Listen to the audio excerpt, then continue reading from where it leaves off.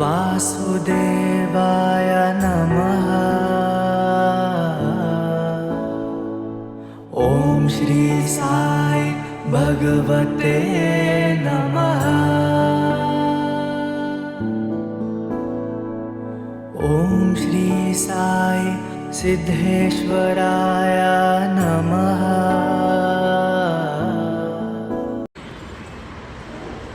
ഭഗവാൻ ഒരു ഭക്തനോട് നമ്മൾ തപോവനത്തിൽ വായിച്ചിട്ടുണ്ട്. സ്വാമി ചോദിച്ചു, നിനക്ക് ഞാൻ എന്തെല്ലാം ചെയ്തു, നിനക്ക് എന്തെങ്കിലും എനിക്ക് വേണ്ടി ചെയ്തു കൂടെ എന്ന് ചോദിച്ചു. വല്ലാത്ത ചോദ്യമാണ്. ഇയാൾക്കാണെങ്കിൽ വലിയ സമ്പത്തൊക്കെ ഉള്ള ആളാണ്. അതുകൊണ്ട് അയാൾ വളരെ സന്തോഷത്തോടു കൂടി സ്വാമിയോട് ചോദിച്ചു. കാരണം എന്തും ചെയ്യാൻ അയാൾ തയ്യാറാണ്. സ്വാമി, എന്ത് ചെയ്യണം സ്വാമി, സ്വാമി പറയണോ? ഒരുപാട് ആക്ടിവിറ്റീസ് എല്ലാം നടക്കുന്ന സ്ഥലമാണല്ലോ. അപ്പൊ സ്വാമി പറഞ്ഞു, നീ മനസ്സ് സന്തോഷമായിരിക്കുക, അതാണ് നീ എനിക്ക് ചെയ്യുന്നത്. സ്വാമി അയാളോട് വേറെ യാതൊന്നും ചോദിച്ചില്ല. നീ സന്തോഷമായിരിക്കുക. അസ്വസ്ഥതയൊക്കെ ഉണ്ടായിരുന്നിരിക്കാമായിരിക്കും അയാളുടെ. അപ്പൊ സ്വാമി അത് മനസ്സിലാക്കി, നീ സന്തോഷമായിട്ടിരിക്കുക എപ്പോഴും. പക്ഷെ ഈ സന്തോഷം എന്ന് പറയുമ്പോൾ, അതാണ് ഞാൻ അതിലോട്ടാണ് വരുന്നത്.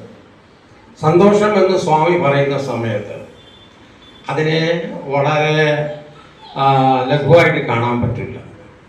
സ്വാമി പറയുന്ന സന്തോഷം ബ്ലിസ്, ആ സന്തോഷം ആനന്ദം എന്ന് പറയുന്നത്. എൻ്റെ മനസ്സിൽ സന്തോഷം ഉണ്ടാകണമെന്ന് പറയുമ്പോൾ ഒരുപാട് കാര്യങ്ങളിൽ, എൻ്റെ ആത്മീയമായ കാര്യങ്ങളിൽ ഞാൻ എൻ്റെ ഈഗോ ഇല്ലാതിരിക്കണം, സീലിംഗ് ആൻഡ് ഷെയർ വേണം, ഒരുപാട് കാര്യങ്ങളുടെ അടിസ്ഥാനമാക്കിയിട്ടുള്ള ഒരു സന്തോഷമാണ് സ്വാമി നമ്മളോട് പറഞ്ഞിട്ടുള്ളത്. അതാണ് സന്തോഷം എന്ന് സ്വാമി പറഞ്ഞത്. അതിന് സ്വാമി തന്നെ നമ്മളോട് പറയുന്നുണ്ട് എങ്ങനെ സന്തോഷമായിരിക്കാം എന്നുള്ളത് നമ്മൾ ആലോചിക്കണ്ടേ. സ്വാമി ഈസ് ദ സോഴ്സ്. സ്വാമിയാണ് ആധാരമായിട്ടുള്ളത് നമുക്ക്. സ്വാമി ഈസ് ദ പാത്ത്. പാത്തും സ്വാമി തന്നെയാണ്, വഴിയും മാർഗവും സ്വാമി തന്നെയാണ്. സ്വാമി ഈസ് ദ ഗോൾ. സ്വാമി തന്നെയാണ് ലക്ഷ്യം. ഇതെല്ലാം നമുക്ക് നമ്മുടെ ഈ മനുഷ്യ ജന്മത്തിൽ ജനിച്ചതിന് ശേഷം, മനുഷ്യരായി ജനിച്ചതിന് ശേഷം അതിനൊരു വലിയ ഭാഗ്യമല്ലേ, വലിയ ഭാഗ്യമല്ലേ. അതുകൊണ്ട് സ്വാമി ഹാപ്പിനെസ് എന്നുള്ളത് മനുഷ്യനെ മനസ്സിലാക്കാൻ നോക്കുള്ളൂ. പക്ഷെ സായി ഗീത ഇതുപോലുള്ള എക്സെപ്ഷൻസ് ഉണ്ട്. സ്വാമി നമ്മളോട് പറയുന്ന ഒരു കാര്യം എന്ന് പറഞ്ഞാൽ, ഹാപ്പിനെസ് എന്ന് പറഞ്ഞാൽ, happiness is union with God. Happiness is union with God. ഈശ്വരനുമായിട്ട്, ദൈവവുമായിട്ട് ഐക്യമായിട്ട് ഇരിക്കുന്ന ആ അവസ്ഥയാണ് ശരിയായ ഹാപ്പിനെസ്, അല്ലെങ്കിൽ സന്തോഷം എന്ന് പറയുന്നത്, ആനന്ദം എന്ന് പറയുന്നത്, ബ്ലിസ് എന്ന് പറയുന്നത്. അപ്പോൾ how to achieve this union with Swami? നമ്മുടെ നിത്യജീവിതത്തിൽ തന്നെ സ്വാമിയുമായിട്ട് ഐക്യമായിട്ട് എങ്ങനെ നമുക്ക് ജീവിക്കാൻ പറ്റും? ഇതിനാണ് ഓർഗനൈസേഷൻ, ഇതാണ് സ്വാമി നമുക്ക് പറഞ്ഞു തന്നിട്ടുള്ളത്. നമ്മളെല്ലാവരും അത് ഓർമ്മിക്കുക, മനസ്സിലാക്കുക, അത് പ്രകാരം ജീവിക്കുക, സ്വാമിയെ എപ്പോഴും ഉൾക്കൊള്ളുക. എല്ലാ റിലീജിയനും, ഹിന്ദു ആയാലും മുസ്ലിം ആയാലും, ഈ ക്രിസ്ത്യൻ പറയും ഹെവനിൽ പോകണം, മുസ്ലിം പറയും അല്ലാവിൻ്റെ അടുത്ത് പോകണം, ഹിന്ദു പറയും ഭഗവാന്റെ അടുത്ത് പോകും. ഇതിനെ എല്ലാ ജന്മവും ഭഗവാന്റെ അടുത്ത് പോകുന്നതാണ് ഗാഡ്. പക്ഷേ ഈ ഭഗവാനെ കാണുന്നത്, കണ്ടവർ ഞാൻ കണ്ടതായി പറയത്തില്ല, കാണാത്തവർ അതിന് ഭഗവാനെ കാണാൻ വേണ്ടി അവരവരുടെ റിലീജിയനിൽ കാണാൻ വേണ്ടി രാത്രി പകൽ അതിന് വേണ്ടി കഷ്ടപ്പെടുകയാണ്. പക്ഷെ ഭഗവാനെ കാണാനായിട്ട് ഈസി മാർഗം അനുഭവത്തിൽ ഞാൻ അനുഭവപ്പെട്ടിട്ടുള്ളതാണ്. ഈസി, അതായത് പാവപ്പെട്ടവരായിട്ട് ആര് ജനിക്കുന്നുണ്ടോ, ഉജയനെ പോലെയോ അല്ലത് കുന്തി ദേവിയെ പോലെയോ ഉള്ളവർക്ക്, ആ ജന്മ മാർഗങ്ങളിൽ ഉള്ളവർക്ക് തീർച്ചയായിട്ടും ഭഗവാനെ കാണാൻ പറ്റും. അതാണ് ഈസിയസ്റ്റ് വേ. അത് ശാസ്ത്ര സറണ്ടർ ചെയ്യുക, ഭക്തിമാർക്ക് എല്ലാം മാർക്കാണ് ഈസിയസ്റ്റ് വേ. ജന്മത്തിൽ പാവമായിട്ട് ജനിക്കുന്നതാണ്. ആ ജനതത്തോടു കൂടി ഭഗവാന്റെ അടുത്ത് ഈശ്വരായിട്ട് പോകും. എത്രയ്ക്ക് ഐശ്വര്യം വരുമോ അത്രയ്ക്ക് ഭഗവാൻ അകന്നുകൊണ്ടിരിക്കും. എൻ്റെ അനുഭവത്തിൽ കൂടെ ഞാൻ ഒരു ചെറിയ പറയാം. ഞാൻ ഇത് ബോംബെയിൽ വിറ്റ്നസ് ഉള്ളതുകൊണ്ട് ധൈര്യമായിട്ട് പറയാൻ ഉള്ളത് ഉണ്ട്. പൂനെയിൽ നിന്ന് ബാംബെയിൽ ഞാൻ PhD പഠിച്ചുകൊണ്ടിരിക്കുമ്പോൾ രാവിലെ 3 മണിക്ക് കഴിച്ചാൽ 9 മണിക്ക് ബാംബെയിൽ പോകാൻ പറ്റുള്ളൂ.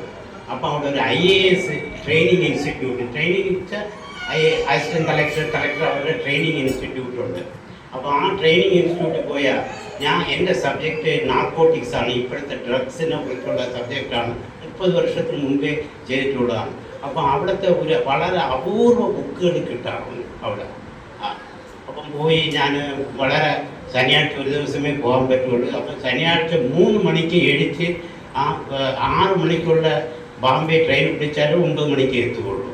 അപ്പോൾ 3 മണിക്ക് കഴിക്കാനായിട്ട് മിസ്സസ് എല്ലാ ഹെൽപ്പും ചെയ്യും. ചായ കായ കറക്റ്റ് 5:30 മണിക്ക് ട്രെയിൻ റെയിൽവേ സ്റ്റേഷനിൽ എത്തിയിരിക്കും. അപ്പം അങ്ങനെ ബാംബെയിൽ 6 മണിക്ക് ട്രെയിൻ ഞാൻ ആ ഇൻസ്റ്റിറ്റ്യൂട്ടിൽ ലൈബ്രറിയിൽ ഇരിക്കുമ്പോൾ ഡയറക്ടർ ജനറലാണ്, വളരെ സീനിയർ IAS ഓഫീസറാണ്. ആ ലൈബ്രറിയിൽ പെർമിഷൻ വാങ്ങിച്ചുകൊണ്ട് PhD സബ്ജക്റ്റ് പഠിച്ചുകൊണ്ടിരിക്കുകയാണ്. ഒരു ദിവസം സാറ് പറഞ്ഞ് ആരോ പ്യൂൺ വന്ന് പറഞ്ഞ് സാറ് വിളിക്കുകയാണെന്ന് പറഞ്ഞു. അപ്പോൾ സാറ് വിളിക്കണമെന്ന് പറഞ്ഞപ്പോൾ ഞാൻ വളരെ ഇതാണ് ലോവസ്റ്റ് അവിടെയാണ്. അപ്പം എനിക്കൊരു പേടിയാണ്, എന്തിനാണ് പോയി വിളിച്ചത്, ഞാൻ തന്നെ പെർമിഷൻ എടുത്തിട്ടുണ്ടല്ലോ വരാനായിട്ട്. ഇനി പിന്നെ ലൈബ്രറിയിൽ മിസ്റ്റേക്ക് ബുക്ക് വല്ലതും പേപ്പർ വല്ലതും കീറി വല്ല ബാക്കിൽ ഉള്ളതാണ്, എന്തിനാണെന്ന് അറിഞ്ഞുകൂടാ. അപ്പം പേടിച്ച് ഞാൻ ഡയറക്ടർ ജനറലിൻ്റെ ഓഫീസിലോട്ട് പേടിച്ചാണ് പോയത്. പോയ ഉടനെ സാറ് ഇരിക്കാൻ പറഞ്ഞ് ഇരുന്ന് ചായ എല്ലാം ഓർഡർ ചെയ്ത് എല്ലാം വളരെ അപൂർവ ഒരു മാർഗമാണ്. ഞാൻ ദൈവത്തിന് വിളിക്കാൻ പോയത് കൊണ്ടായിരിക്കും ചായയും കാപ്പിയും എല്ലാം കിട്ടിയത്. അപ്പോൾ സാറ് എടുത്ത ഉടനെ എൻ്റെ അടുത്ത് ചോദിച്ചേ, നിനക്കൊരു ക്ലാസ് എടുക്കാമോ എന്ന് ചോദിച്ചു. PhD സ്റ്റുഡൻ്റാണ്, 35-36 വയസ്സിൻ്റെ ഏജാണ്. അപ്പം ക്ലാസ് എടുക്കാമോ എന്ന് ചോദിച്ചു. ഞാൻ പറഞ്ഞ സാറേ ഞാൻ എടുക്കാം സാർ. അപ്പോൾ ഇത്തിരി കൂടെ ധൈര്യമായി എന്നെ വിളിച്ചത്, കുറ്റം കണ്ടിട്ടല്ല വിളിച്ചത്, ഏതോ ഒരു നല്ല കാര്യത്തിലാണെന്ന് പറഞ്ഞുകൊണ്ട് എടുക്കാൻ സാറൊന്നു എടുത്തോണ്ട് സാർ പറഞ്ഞ് നാർക്കോട്ടിക്സിൽ എടുക്കാമോ എന്ന് ചോദിച്ചു. എനിക്കാണെങ്കിൽ അതിനെക്കുറിച്ച് ഒന്നുമേ അറിഞ്ഞുകൂടാ. പക്ഷേ എടുക്കില്ല എന്ന് പറയാനും പറ്റില്ല. എടുക്കാം സാറെന്ന്. 2 മണിക്ക് ലെക്ചറാണ് എടുക്കാൻ പോകുന്നത്. അപ്പം സമയം 12 ടൈമിലാണ് വിളിച്ചിട്ടുള്ളത്. 2 മണിക്ക് എടുക്കാം. ബെല്ലടിച്ച് ഡെപ്യൂട്ടി ഡയറക്ടർ ജനറൽ വിളിച്ച് സാർ 2 മണിക്കുള്ള ലെക്ചർ എടുക്കുകയാണ്, എല്ലാം ഇതും അറേഞ്ച് ചെയ്ത് കംപ്ലീറ്റും ചെയ്തേക്കും. ഞാൻ കഷ്ടിച്ച് വളരെ 50 രൂപയും കൂടെ കൊണ്ടിട്ടാണ് ബാംബെക്ക് പോയിട്ടുള്ള അന്നത്തെ ദിവസം. 10 രൂപയ്ക്ക് അവിടുത്തെ ക്യാൻറ്റീനിൽ കഴിക്കാനായിട്ട് പാക്കറ്റെല്ലാം തട്ടണം. അങ്ങനത്തെ കാലത്ത് ഒരു VIP ട്രീറ്റ്മെൻറ്റ് എനിക്കൊന്നും വലുതായ സബ്ജക്റ്റ്. ലൈബ്രറി പോയി ബുക്കെടുത്ത് കുറച്ച് ഇൻഡെക്സ് നോക്കി അകത്ത് ലെക്ചർ എടുക്കാൻ പോകുമ്പോൾ അവർ IAS കിട്ടിയവരാണ്, പ്രൊഫഷണൽ ഓഫീസറാണ്, അസിസ്റ്റന്റ് കളക്ടർ, അവരൊക്കെയാണ്. അറൗണ്ട് 100 പേരുടെ ഒരു വലിയ ഹാളാണ്. പോയി ദൈവമേ എൻ്റെ കൂടെ വന്ന് ക്ലാസ് എടുത്ത് അത്രയും പ്രാർത്ഥിച്ചുകൊണ്ട് പോയി. എനിക്കറിഞ്ഞൂടെ ഞാൻ ലെക്ചർ എടുത്ത് 1.5 മണിക്കൂർ 2 ലെക്ചർ എടുത്ത് വെളിയിൽ വന്ന് സബ്ജക്റ്റ് എന്ത് പറഞ്ഞെന്നോ ഏത് പറഞ്ഞെന്നോ എങ്ങനെ പറഞ്ഞെന്നോ എനിക്കൊന്നും അറിഞ്ഞൂടാ. പക്ഷേ അന്നത്തെ റേറ്റിംഗ്, അവർ ഫീഡ്ബാക്ക് കൊടുത്ത റേറ്റിങ്ങിൽ നല്ലൊരു ഹൈ ഫീഡ്ബാക്ക് ആയിരുന്നു എനിക്കത്. അപ്പം അന്ന് ഞാനല്ല ക്ലാസ് എടുത്തിട്ടുള്ളത്, എൻ്റെ കൂടെ വന്നത് ആരോ ഒരു ശക്തിയാണ്, ഏതോ ഒരു ശക്തിയാണ്. അന്നത്തെ ഏജിലൊന്നും ഈ ഭഗവാനും ഇതിലൊന്നും വലിയ ഇതില്ല. പിന്നെ ഇടയ്ക്ക് കഷ്ടം വരുമ്പം ഭഗവാൻ എന്ന് പറഞ്ഞിട്ട് വിളിച്ചിട്ട് പോകുന്നത് പോലെ അന്ന് പോയതാണ്. ഞാനല്ല ടെസ്റ്റ് എടുത്തത്. അന്നത്തെ ഇതിൽ 15,000 രൂപ ഓണറേറിയം അന്ന് എനിക്ക് കിട്ടി. അന്ന് എനിക്ക് ശമ്പളം 2,800 രൂപയേ ഉള്ളൂ. 2,800 രൂപ ശമ്പളം ഉള്ളപ്പോൾ 15,000 ഒരു മണിക്കൂറിന് 5,000 വെച്ച് 3 മണിക്കൂറിന് 15,000 ജീവിതത്തിൽ ഞാൻ കണ്ടിട്ടേ ഇല്ല. അങ്ങനത്തെ പൈസയാണ് എനിക്ക് ആദ്യമായിട്ട് കിട്ടിയത്. അപ്പം വീട്ടിൽ അത് പോയി. ഇത് ഒരു 5-6 വർഷം കഴിഞ്ഞപ്പോൾ ഡൽഹിയിൽ ഒരു ലെക്ചർ എടുക്കാനായിട്ട് എനിക്ക് വിളിച്ചിരുന്നു. അന്ന് PhD കിട്ടി, എല്ലാം കിട്ടി, കോട്ട് ഷൈ എല്ലാം ഇട്ട് പോയി. പക്ഷേ അന്നത്തെ ലെക്ചർ ഫീഡ്ബാക്ക് നല്ലതായിട്ട് ഉണ്ടായിരുന്നില്ല.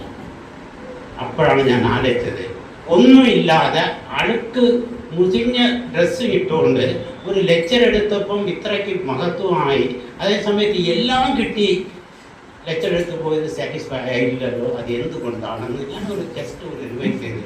അപ്പോൾ എൻ്റെ മനസ്സിൽ തോന്നിയത്, എത്ര ഐശ്വര്യം വരുമോ അത്രയ്ക്ക് ഭഗവാൻ അകന്നുകൊണ്ടിരിക്കും. അതുകൊണ്ട് ഞാൻ ദൈവത്തിൻ്റെ അടുത്ത് എപ്പോഴും പ്രാർത്ഥിക്കാതെ ഉള്ളത്, എത്ര ജന്മം എടുത്താലും ഏത് ജന്മം എടുത്താലും ഒരു പാവപ്പെട്ട ഒരു വിജയനെ പോലെ ഉള്ള ഒരു പാവപ്പെട്ട ജന്മവും കഷ്ടപ്പെടുന്ന ഒരു ജന്മവും തരണം എന്നുള്ളത്. എല്ലാ കഷ്ടത്തിലും എൻ്റെ കൂടെ എപ്പോഴും ഉണ്ടായിരുന്ന മിസ്സസ് ഉണ്ടായിരുന്നു. രാവിലെ 3 മണിക്ക് കഴിഞ്ഞാൽ 3 മണി കഴിഞ്ഞ് 4 മണി, ചിലപ്പോൾ 4 മണി വരെയൊക്കെ ഞാൻ ഇരുന്ന് പ്രിപ്പയർ ചെയ്യാറുണ്ട്. അപ്പോൾ അത് കാപ്പി എന്ന് പറഞ്ഞാൽ ഉടനെ ഓടി എടുത്ത് വന്ന് തരും. അപ്പോൾ അങ്ങനെയുള്ള അവരുടെ മെമ്മറിക്കായിട്ട് ഞാൻ ഈ കാടിൻ്റെ പേര് മമ്മി കാടെന്ന് പറഞ്ഞാണിട്ട്. അത് അമ്മയുടെ കാടായിട്ട് മമ്മി കാടെന്ന് പറഞ്ഞിട്ട് ഇത് ഡിസൈനെല്ലാം ഞാൻ ആദ്യം എടുത്ത ലെക്ചറിൻ്റെ ഒരു ഹാളിൻ്റെ ഒരു ഡിസൈനാണ്. വലിയ ഹാളാണ്, പക്ഷേ അവൈലബിൾ സ്പേസിൽ ഡിസൈൻ ചെയ്തെടുത്താണ്. അത്ര വലിയ ഒരു ഭാഗ്യം കിട്ടിയത് ഇത് അനുഭവത്തോട് പറയാൻ മെയിൻ കാരണം, വായിക്കുകയാണെങ്കിൽ കുറച്ചേ അറിയുള്ളൂ, പറഞ്ഞു കേൾക്കുകയാണെങ്കിൽ കുറച്ചേ അറിയുള്ളൂ. അതേസമയം അനുഭവത്തിൽ കൂടെ പഠിക്കുകയാണെങ്കിൽ നമ്മൾ സറണ്ടറിലാണ് എല്ലാമേ ഉള്ളത്. അതുകൊണ്ട് നിങ്ങൾ എല്ലാവരും എല്ലാ സ്ഥലത്തു നിന്നും വന്ന് മോഹൻലാലിൻ്റെ കൂടെ ഒരാഴ്ച കൂടെ ഉണ്ടായിരുന്നു വിജയ് സാറിൻ്റെ ഇത് എഫക്റ്റ്. അപ്പോൾ എല്ലാവർക്കും വലിയ താങ്ക്സ് പറയാണ്. അതോടൊപ്പം എല്ലാവരുടെ അടുത്തും ഒരു പ്രാർത്ഥന കൊണ്ട് ആത്മശാന്തിക്കാൻ വേണ്ടി പ്രാർത്ഥിക്കണം. എനിക്ക് വേണ്ടി എന്ത് ജന്മം എടുത്താലും പാവപ്പെട്ട ജന്മം കിട്ടാൻ വേണ്ടി പ്രാർത്ഥിക്കണം. അതോടുകൂടി ഞാൻ പറഞ്ഞു തരാണ്. Thanks lot. स्वामी सत्य साई हरे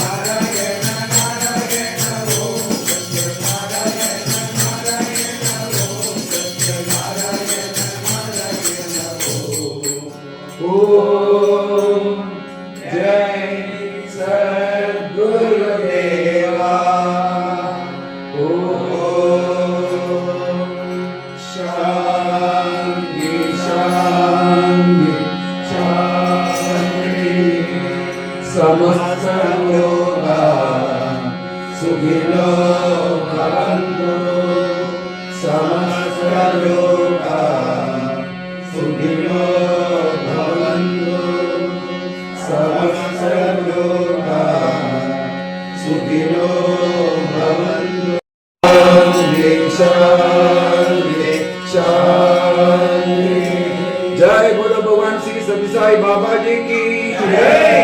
परमं पवित्रं बाबा विभूतिं परमं विचित्रं लीला विभूतिं परमार्थ इष्टार्थ मोक्ष प्रदानं बाबा विभूतिं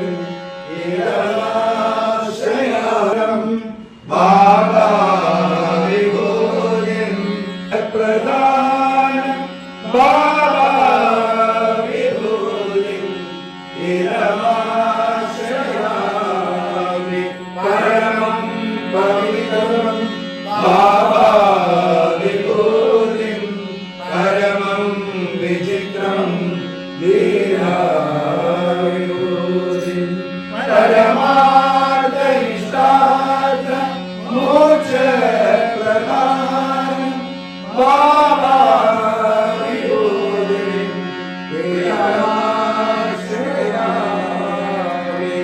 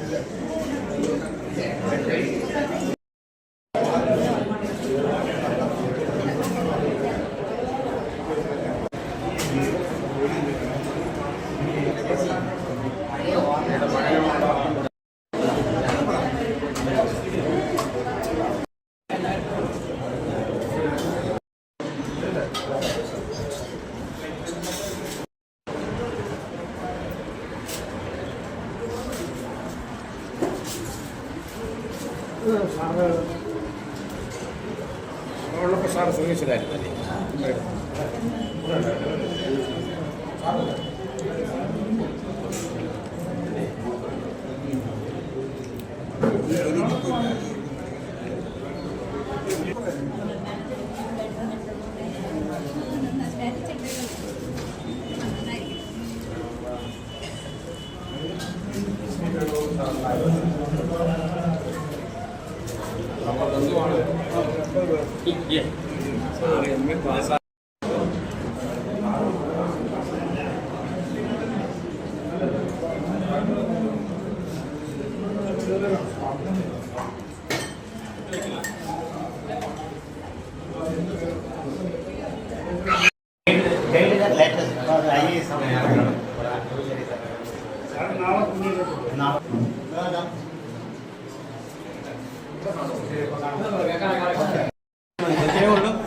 ഒരു മാസം മുമ്പേ നേരത്തെ